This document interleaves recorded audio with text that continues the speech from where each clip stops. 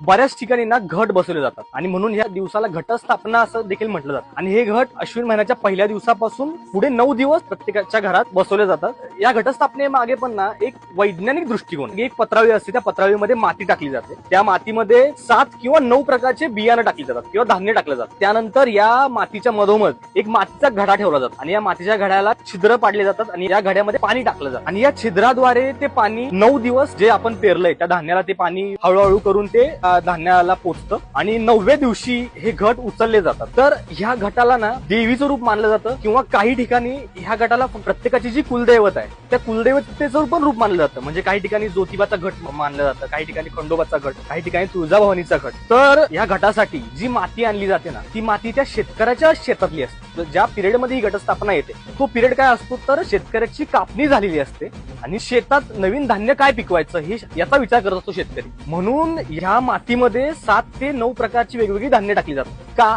तर ज्यावेळेस ते धान्य उगवून येईल त्यावेळेस ते शेतकऱ्याच्या लक्षात येईल की आपल्या मातीला कुठलं धान्य पूरक आहे, हा त्या मागचा एक वैज्ञानिक दृष्टिकोन आहे। थोडक्यात काय तर मातीचं आणि धान्याचं परीक्षण शेतकरी करतो या घटस्थापनेमुळे। या पूर्ण 9 दिवसामध्ये या घटाची पूजा केली जाते, दिवा लावला जातो। या घटासोबत शेतकऱ्यांनी जे धान्य लावलंय त्या धान्याची पूजा पण केली जाते शेतकऱ्यांनी।